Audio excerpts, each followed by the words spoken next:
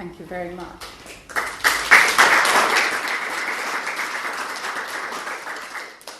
Ladies and gentlemen, good afternoon and thank you. Before we talk about the art of Nicholas Hilliard, we need to talk about its history, the portrait miniature, and some of the terminology. Now, the word miniature, nowadays we think it means anything that's very small, but in fact it refers to a technique rather than a size. But when you see the technique, you can understand that miniatures usually are not very big. The word miniature probably comes from the Latin and Italian miniare, meaning to embellish or to illuminate, to paint a miniature, or to paint in red. Now, this red was the first colour that was used in painted books. So we're talking about books painted before the time of printing in monasteries by monks. And this is where the technique derives. The skills that were practiced by monks of calligraphy and also the illuminated manuscript, which started just with the embellishment in red of a capital letter and developed into this, with flowers, other colours, little figures started to appear, and animals. So these hand-painted books could take years, and one could imagine monks having a little contest among each other to see who could do the most embellished capital letter. This soon morphed into designs, such as we see here. So these illuminated manuscripts were painted in watercolour on vellum, which is the skin of a young animal, flattened, in places such as the monastery at Lindisfarne, which is the island just off Northumberland. Now, these date from the 8th century, and for a long time it was thought these were the earliest illuminated manuscripts in Britain. We also have the Book of Kells, which is in Dublin, similar sort of age, 8th century. But only a few years ago, a previously unknown monastery was discovered in Ethiopia, and that was carbon dated in the last 5 years to the 4th century. And so we could guess that illuminated manuscripts must exist even older. It's just we don't know about them. Now this page from a manuscript is actually on display here. It's double-sided, as was usual, and you see here is a very sophisticated pattern around here, and what happened after the appearance of animals and flowers and these sort of designs. Religious figures started to appear in the manuscripts, such as this one dated about 1495. It's quite naive in its painting of the figure Mary Magdalene. Now, those who painted the manuscripts were called limners, which means to illuminate, so limners. And later, when the portrait miniature came into being, it became a word that described not only those who painted illuminated manuscripts, but those who painted a portrait miniature. Now here is where the portrait miniature evolves. This is Henry VIII. During his reign, there were no English portrait miniature painters. Certainly no one he'd heard of, so probably no one who was any good. And this was a painting of the king inside a letter on a manuscript. So we've gone from religious figures to the almost deity-like status of the monarch, Henry VIII. And then the first portrait miniature has been credited to Jean Clouet, a Frenchman. And this is about 1535, one of the earliest that we know of portrait miniatures. So this gentleman here was cut out from a manuscript. So whereas we saw Henry VIII inside the letter, Clouet cut out the painting of the subject and backed it up, because vellum is quite flimsy, backed it up with the only piece of cardboard that was available, which was playing cards, which is why all the early portrait miniatures have a playing card to support them. So the back is a playing card. And then it was framed and it became a standalone portrait miniature. So Henry VIII, he didn't have any homegrown artists who were capable of painting a miniature of him. Now, miniatures are very different from an oil painting, and they have a different purpose. An oil painting is showy, it's large. You have it painted looking grandiose, and you put it on the wall, and it's a public picture. People who come to your house, they see it, and they see how important and wealthy you are. But a portrait miniature, originally, was something you held in the hand. It's an intimate family photograph in an area that had no photography. And this is why it became so popular. Now, in the time of Henry VIII, they would have to import somebody who was capable of a portrait miniature. And this one has been attributed to the very famous oil painter, Hans Holbein. Now, Holbein never actually signed any of the work in miniature that was attributed to him. But scholars have looked at the technique and they have decided that the chances are that he painted the miniatures, including this one. So we're not absolutely sure, but scholars seem to think that that is the case. So Holbein would have made a trip, and he would have made a big trip of it, and he would have painted full-scale oil paintings. Most of you will have seen one of his most famous works, The Ambassadors, which is just beyond magnificent. So this is attributed, this miniature attributed to Holbein. And now we come to Nicholas Hilliard and his importance. He was the first Englishman to paint a portrait miniature. And he was born in Exeter. Now, for about 200 years, he's been forgotten.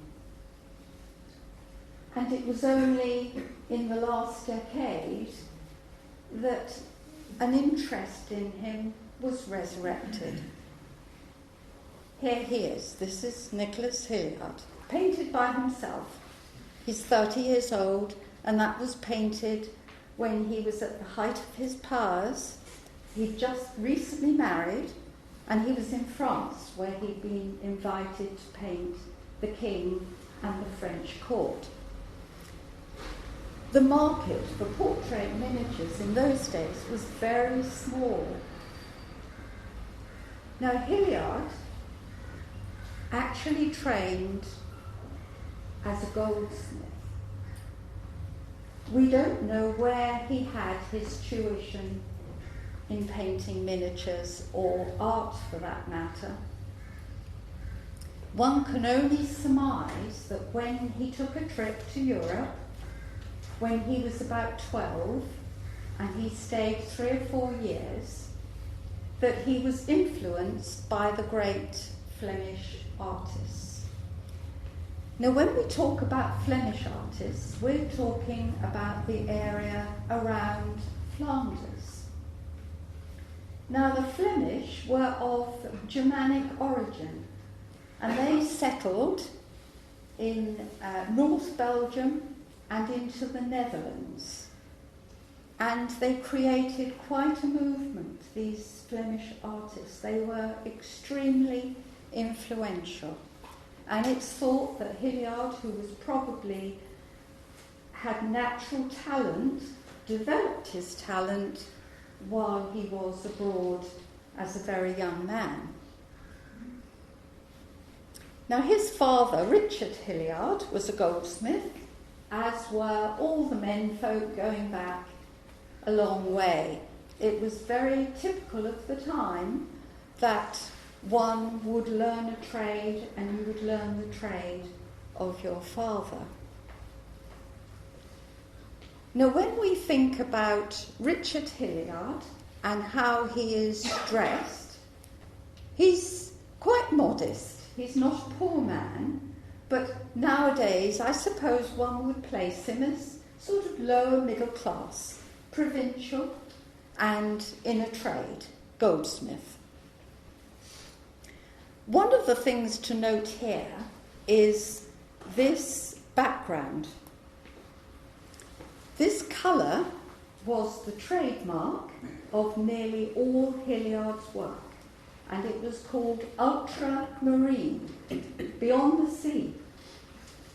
And that means the colour was deeper than the sea, or perhaps only seen in the deepest parts of the sea, this blue, made from ground up lapis lazuli, semi-precious stone. So this background, the ultramarine, and this gold lettering were his hallmarks. And for a long while, anything that had a similar background and gold lettering was attributed to Hilliard. And so until quite recently, it was thought about 400 paintings by Hilliard had survived the years. And then when scholarship improved, they realised that some of them had a completely different technique. Each artist has his own fingerprint, the way he paints various features, and of course the colours he used, but not exclusively the colours he used. So about half of those were then unattributed, and so it's thought that only about 200 or so portrait miniatures survive, actually painted by Hilliard, and most of them are damaged. This is the passage of time. Being painted in watercolour, they can easily fade if they're exposed to the light. If you drop them, the glass breaks and can damage the painting. So here we see there's quite a bit of damage round the rim here. I would suspect that this gold lettering has been reinforced. That's quite usual, because even that would have rubbed off. So that's Richard Hilliard, Nicholas Hilliard's father. And I'm sure when his son became a goldsmith, he never imagined the fame that he would attain. Now, Richard sent his son Nicholas to London to Robert Brandon, who was the goldsmith to the monarch. And so it was one up from being a provincial goldsmith to being close to the crown. So that would have been a huge advantage for him. But it still was a trade. Nicholas Hilliard was not a gentleman, even though he looked the part in his self-portrait. So Robert Brandon was very successful and very well thought of, very talented, and he passed on those skills to a very keen learner, Nicholas Hilliard. Now his daughter, Alice, this is her. So Alice would have been a very young girl at the start of Nicholas Hilliard's apprenticeship, which lasted about 7 years. So she would have been very young indeed. She was his junior by 8 or 9 years. Now they didn't have birth certificates, so the only thing we can go on is if there was a baptismal record, and that could occur well after the birth of a child. So we're not too sure of exact dates. So she was 8 or 9 years his junior. Now Nicholas Hilliard married when he was 29, just before he was 30. So Alice, this is Alice, would have been about 20 or 21.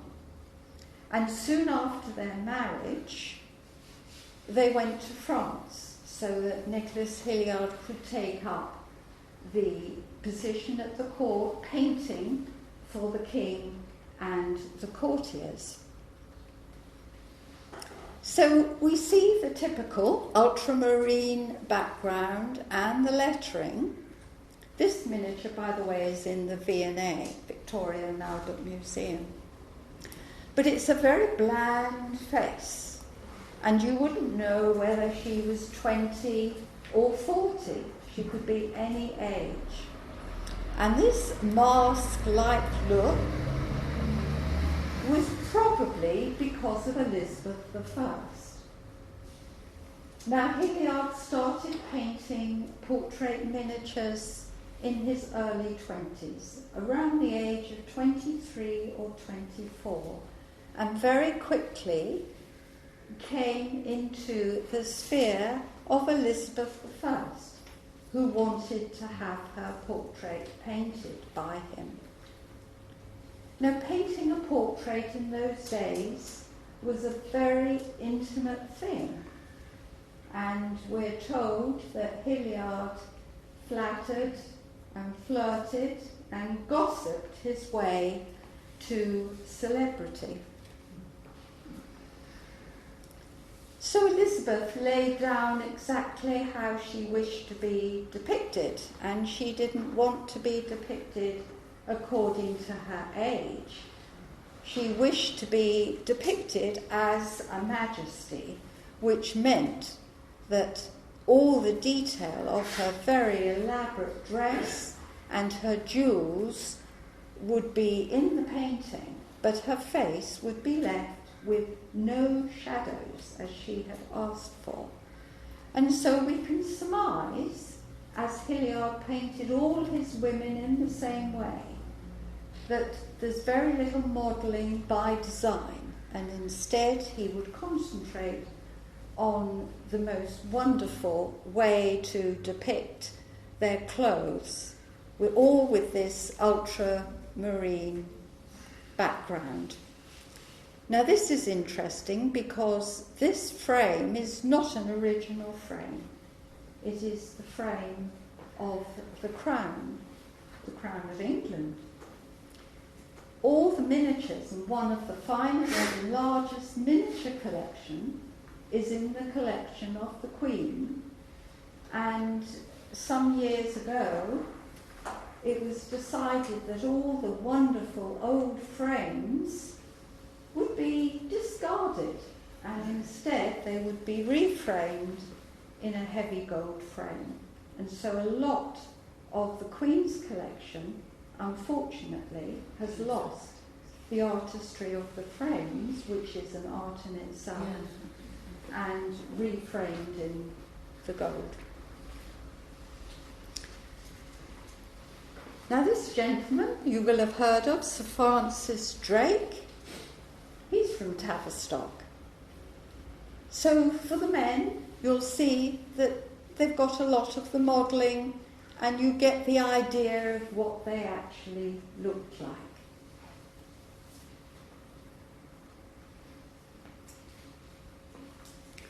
This miniature is particularly interesting because miniature painting is not associated with skullduggery, but this is the most astonishing case that came up about 3 or 4 years ago. So during the period, which was 3 or 4 years, that Hilliard spent in France painting Henry III and his courtiers,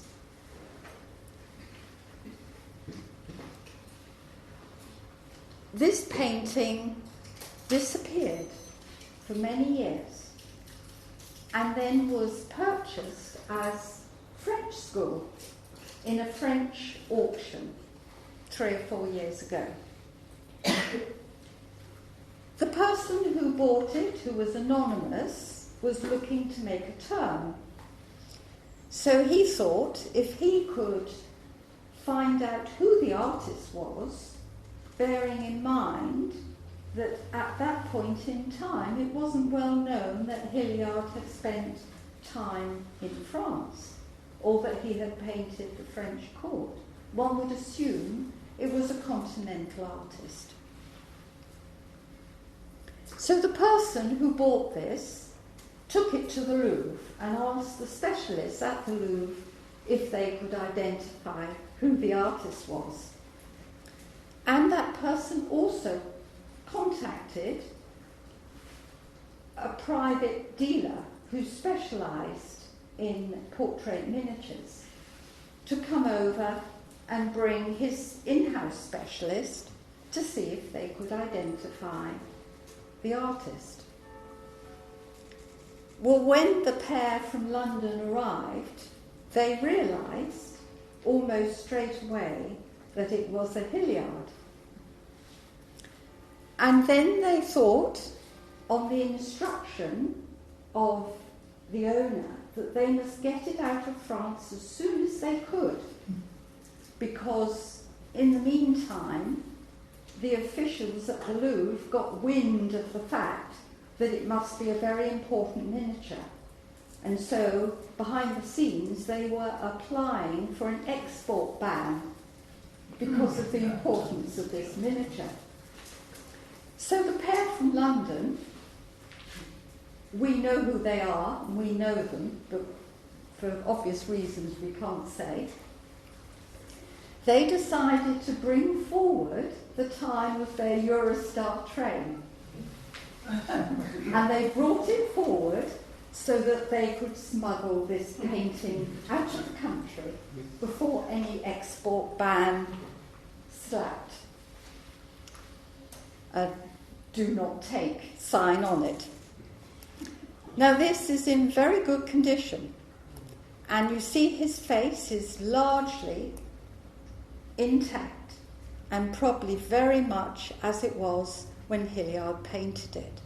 The damage here, and all around the rim, and I would guess that this side particularly, the lettering, which would have been gold leaf, I would think that's been reinforced, because this side we can see there are quite a few gaps in it, and this is where the majority, here particularly, where the damage has occurred.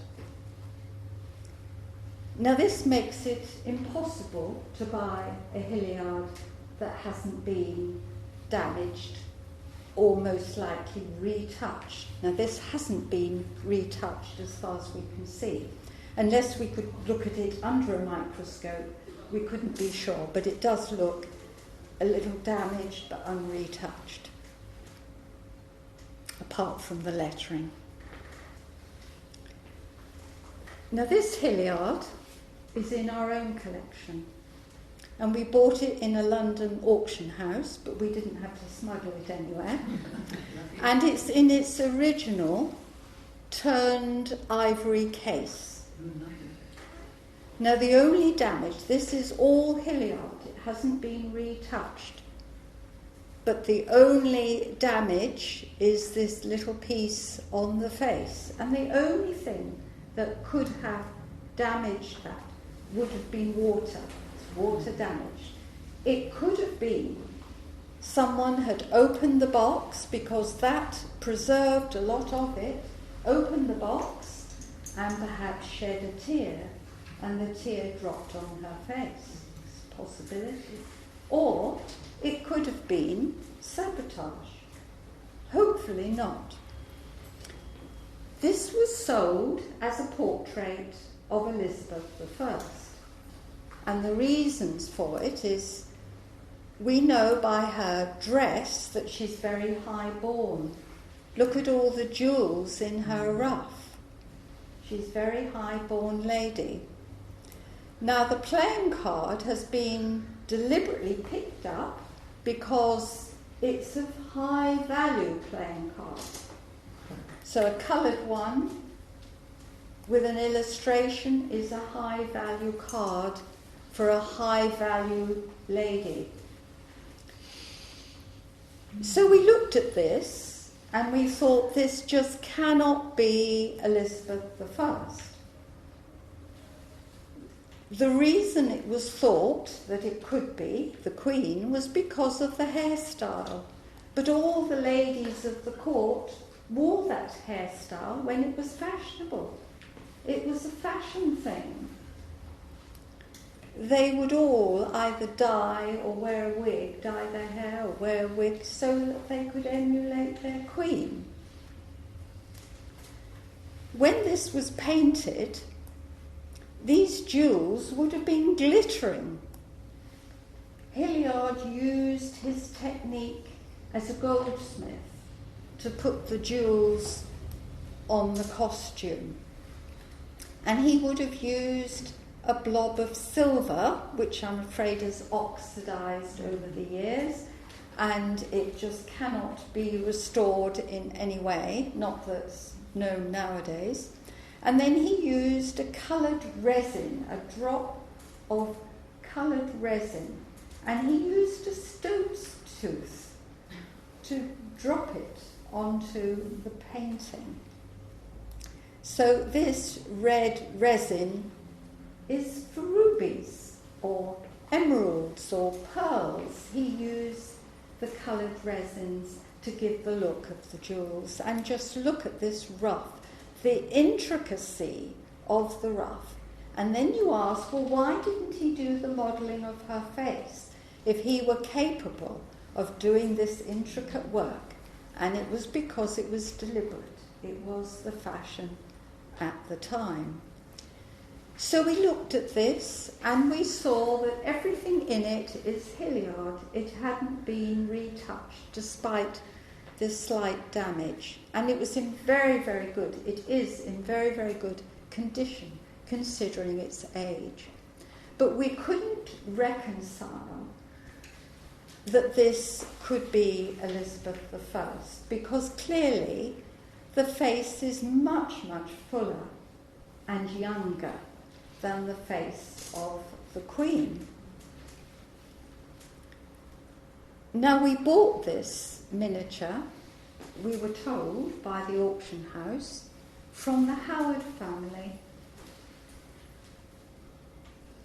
And if we look at the date that it was painted, 1588, the year of the Armada. The face is that of a very young girl, possibly a teenager, still got the fullness of youth. So it clearly isn't Elizabeth I. Painted in the year of the Armada and purchased from the Howard family, who had always had it in their family since it was painted. And so who would be commander of the fleet in the year of the Armada? 2nd Earl Effingham. So we would deduce quite reliably that this is a lady of the Howard family. We don't know who.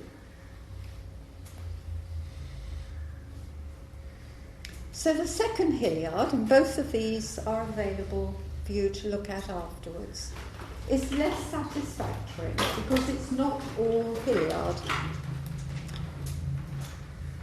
The ultramarine round the outside has been damaged and repainted.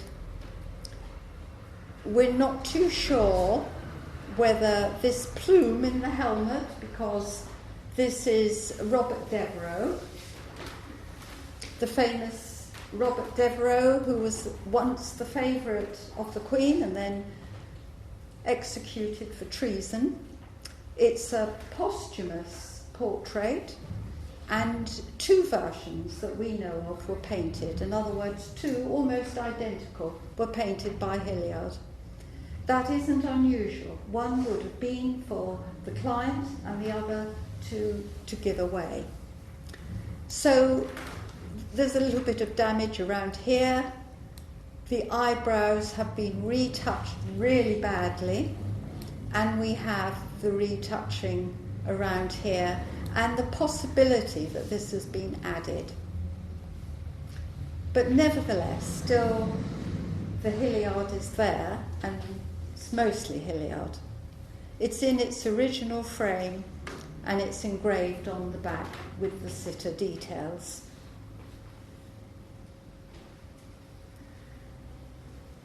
So this is a slightly different portrait of the Queen, Queen Elizabeth. She's an older lady, she's about 58 there. Oh, 60, beg your pardon, she's 60. And the background is very different, and she's dripping with jewels. Everything is in the costume, depicting Her Majesty. This would have been glittering. It would have been so bright when it was just painted. It would have been magnificent. Now, interestingly, the Queen referred to her miniatures as jewels, mainly because a lot of the frames would have been very elaborate, very high quality gold and full of jewels or enamel decoration.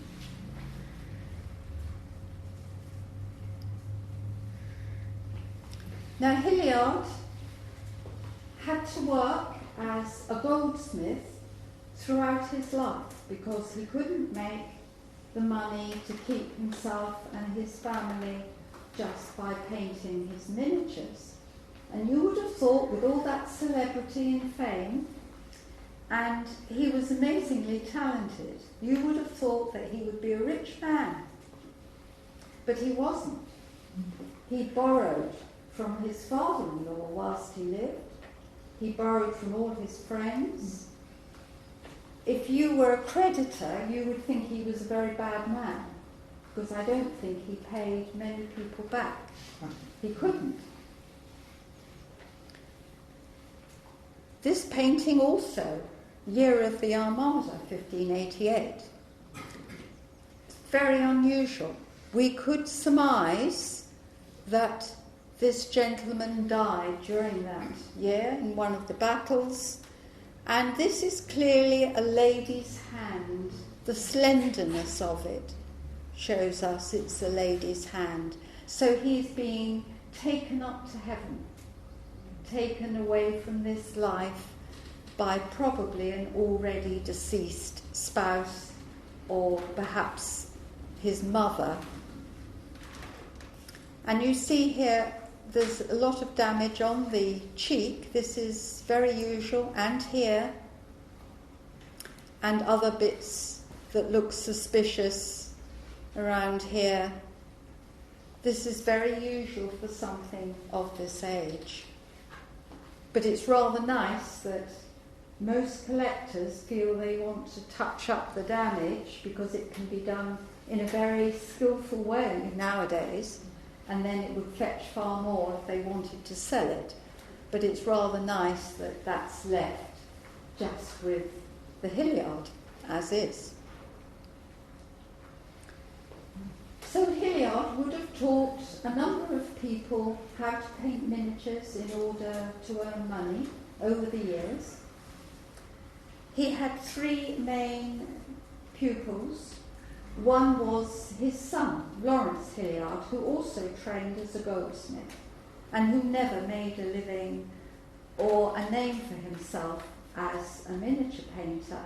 He simply did not have his father's talent.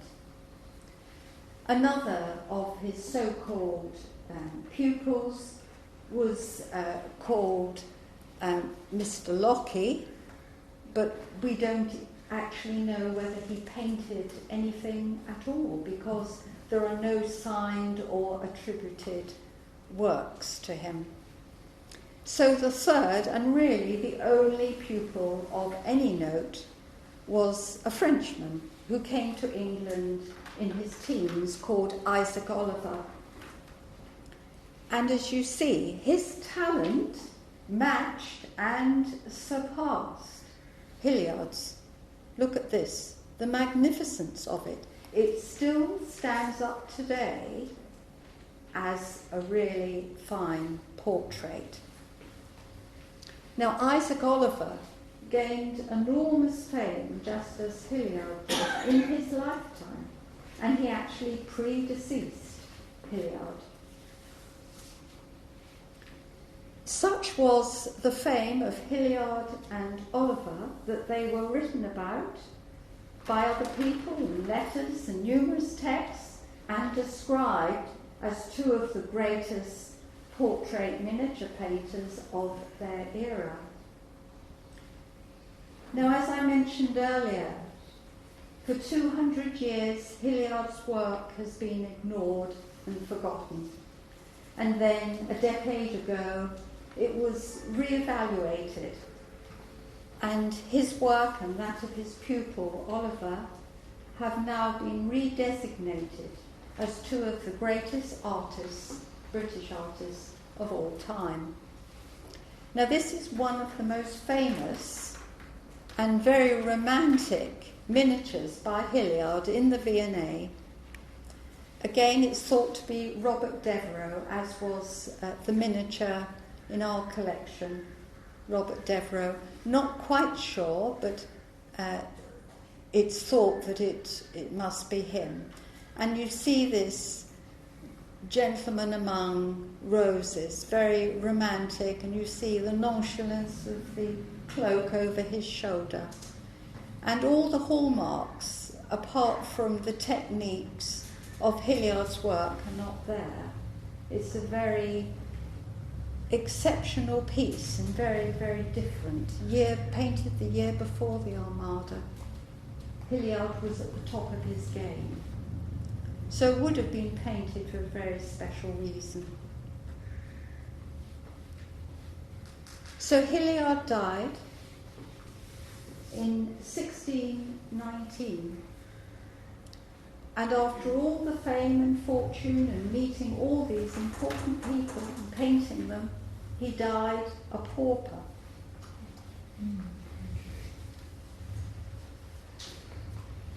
And what's interesting is artists from the West Country seem to make up a huge proportion of the most famous and greatest artists.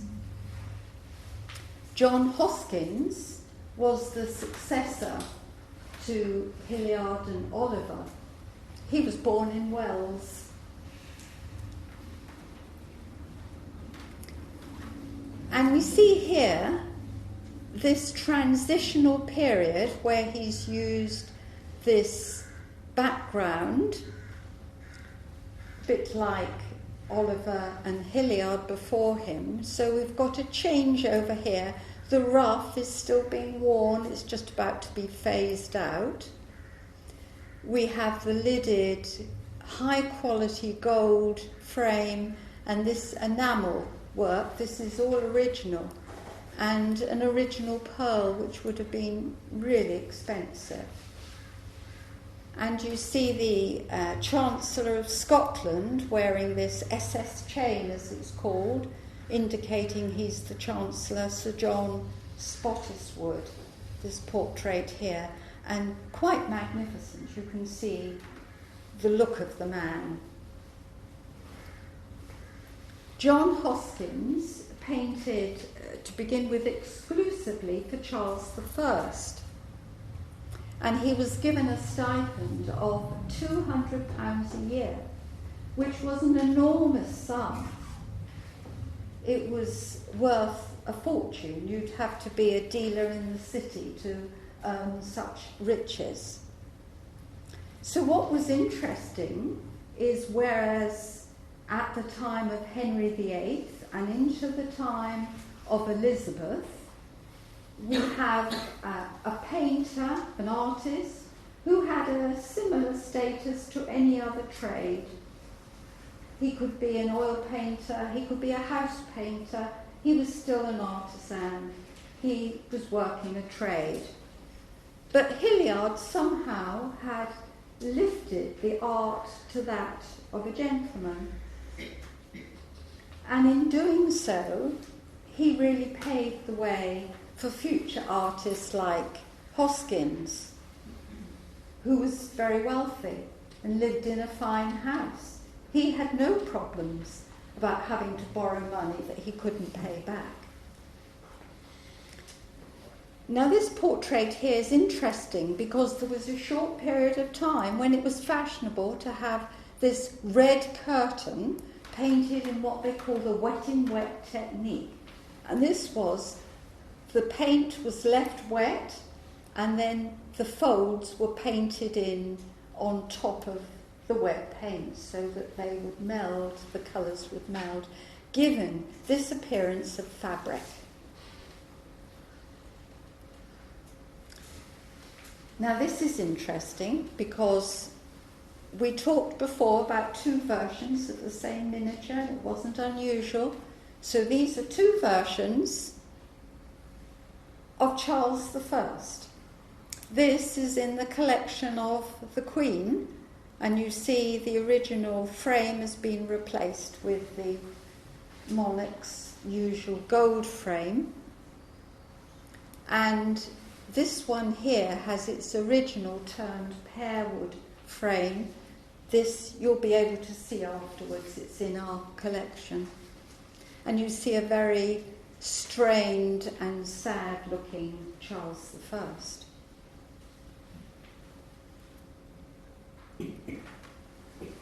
So after Charles I was executed, Hoskins worked for the Cromwells, which may sound extraordinary, but art comes above politics. And clearly he was still riding high as the best portrait miniature painter available.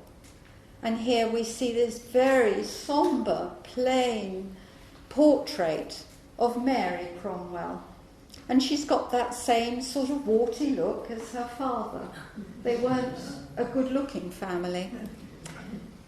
And it's rather stark, the background, which is this just browny beige colour, and there's hardly any adornment here. Apart from her pretty hair, there's just a row of pearls and her pashmina on her shoulder. So it's a very stark portrait. Oliver Cromwell's daughter. And this young man is interesting because we have the dark and the light and the shade. So the brown colour on this side, and this technique for bringing a little bit of light to the painting with this suggestion of the landscape. Now this probably was a technique that was copied from Van Dyck. They all copied and were influenced by each other. So a very, very fine portrait that again is available for you to see afterwards. But you can see how this still stands up as a magnificent painting today, even with the age that it is. It's had no restoration. It's been very, very carefully kept.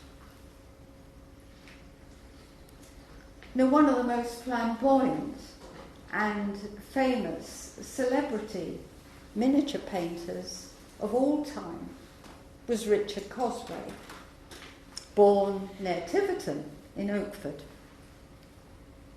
And he was a really flamboyant show-off. There's his self-portrait.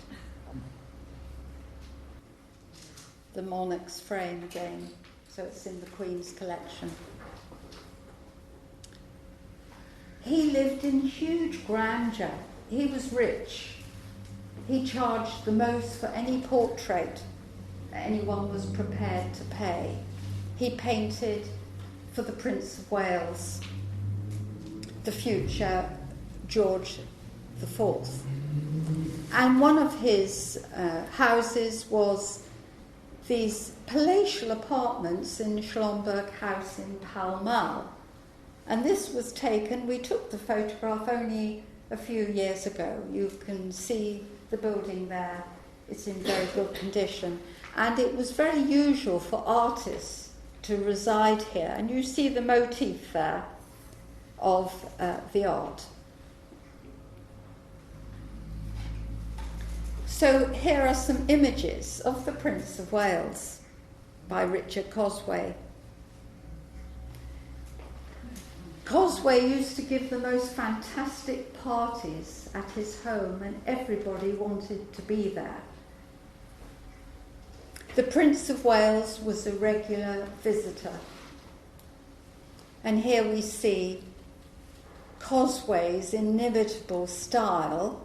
And this particular one is interesting because this background, this blue background, was Cosway's trademark, the appearance of a cloudy sky. This one here of the Duchess of Beaufort, absolutely magnificent. You may think it's unfinished. It isn't. After he'd done her beautiful face, and he'd enlarged the eyes because it made the sitter more attractive to the viewer. But you can see she's a very pretty young girl. He decided it would spoil the painting if he finished off her dress, so he left it just as it was. Now, by now, I should have mentioned this before, we'd transitioned from vellum, the young animal skin, to ivory, and this was because of the translucence. Cosway wasn't the first to use ivory, but he was the first of the celebrity artists to use it. And he used it to its full extent. You see here the cloudy sky, the look of the cloudy sky, very fine young gentleman. And he's got almost a sort of babyish look. This was just a fashion thing. Cosway's work was described as not just fashionable, but fashion itself. And even though Cosway was ill-educated, he didn't know Latin, but he learned how to inscribe his name in Latin to show off his position on the back of his best miniatures, let's say. So here we are, a very shaky Cosway signature there. But it's very helpful to have a date.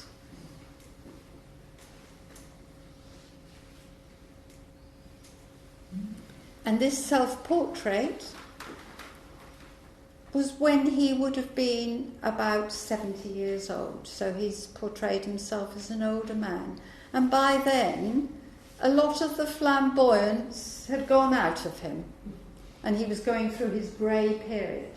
And his grey period, this greyish background started to appear in his paintings. But such was his position among miniature painters that when the V&A Museum was constructed, a sculpture of Cosway appeared right on the front. So next time you go, have a look next to the king. So he's got the highest accolade there of all the sculptures that appear on the V&A facade. Another of the greatest artists in miniature painting, Henry Bone, born in Truro. Now he painted not on ivory, but on enamel. Now painting on enamel required double skills, because not only did you have to be a wonderful artist, but you also had to be a marvellous technician, because each colour is fired separately in the kiln. Now, we're privileged to have an enamel miniature painter with us, who is going to be speaking later, Gilly Hoyt-Byron, and she will be explaining about some of the difficulties and challenges of being a miniature painter on enamel. So Henry Bone, the most famous enamel miniature painter of his day. He painted everybody who was anybody. He very often didn't inscribe on the back, so it is quite nice to have the proper inscription. And here he puts that he's the enamel painter to the Prince of Wales. Now you'll see that that was after Cosway, and this is actually after another gentleman we'll be meeting shortly, the pupil of Cosway, Andrew Plimer. And it was quite usual to copy other artists' work when you were painting in enamel, because it took you so long, you would have completely cheesed off your sitter. You just couldn't do enough sittings to fire all the colours and get everything right. So you would do a sketch of the sitter and make a note of everything and then work on it behind the scenes. Now, to show you how illustrious the work of Henry Bone was considered, this was sold at an auction in London, 2011. And you see the size of this. I mean, this is a really large miniature, showing that it's not all about small. It would have taken him probably a year, or maybe longer, I don't know, to paint. And here it fetched nearly £1 million a decade ago. We'll just see a couple more of the West Country artists who made such a name for themselves. Two Jewish brothers, Abraham and Joseph Daniel, from Plymouth. And you see the charming work. We love duos. See the two girls, the two sisters, and the two boys. Absolutely delightful. And this is the brother Joseph, and you see the hair's just a little different. It's more of a sort of fluffy look, a softer look perhaps, but equally good. They were rumoured to be taught by their mother how to paint miniatures. And then we have the Plimer boys, and they were both pupils of the famous, infamous Richard Cosway, and they were from Bridgewater. Andrew Plimer was the one who made a name for himself. His brother did a few miniatures and then just disappeared off the scene. To be really successful, you had to be able to cut it. The Duke and Duchess of Devonshire, very famous, 5th Duke and Duchess. Georgiana, you will have heard of her. Now, this is interesting because they're both framed in these diamond frames. These are original, and they're signed, and Plimer only signed his work in 1 year, 1786. It was the only year he ever signed his work with the AP. and he's signed both of these. And the Duke, his miniature's a little bit bigger than the Duchess. And you see here, he was a style setter, and you see here he's portrayed in a stylish coat here. And you have the suggestion that he owns great estates, which of course he did, but Georgiana here is just portrayed in a womanly way. I find that very interesting. Very pale colours in a very womanly way. This is by Andrew Plimer again, a soldier, and you see this sort of slightly babyish look, childish look to him. That was just the fashion at the time. And this shows what often appeared on the back of frames, and that would be a hair arrangement. And that was an art in itself. They had people who just did hair arrangements, just as they had those who would just make frames. And these are two of Andrew Plimer's 4 children. He had 3 daughters, 1 son. All of them died young. They were a tragic family. So Master Andrew Plimer, named after his father, he died at the age of 4. So it was just after this. All this could have even been posthumous. We don't know. The tragedy of losing a son. And Andrew Plimer's brother, Nathaniel, who wasn't anywhere near as talented, these are 2 miniatures by him. Richard Cross, now he's interesting. He was born in Columpton, but he was deaf and dumb. And how he managed his sittings, we don't know. And this is his self-portrait, which is really astonishing because he looks very confident and calm. So being deaf and dumb didn't seem to bother him. Enormously talented. He seemed to corner the business of the theatricals. Mrs. Citizens here, who sat for him. And William Naish, born in Axbridge, another Somerset man. This is interesting because it shows his trade card there with his main address in Henrietta Street in London. And here it showed how you would visit. You'd go to another city or town and you would advertise your wares. And then you would wait in your lodgings for people to appear. And this is 3 examples of his work. His mature work, and you can see the nap of the jacket there. His early work when he hadn't quite got the technique, and a middle period when again he hadn't quite got there. He was a depressive and he probably killed himself, and he was 33 when he died. And finally, we're still producing in the West Country great artists. This is Rosalind Pearson, who's here and will be talking to you later. And this is her entry, winning entry, the Gold Bowl of the Royal Miniature Society. Thank you very much.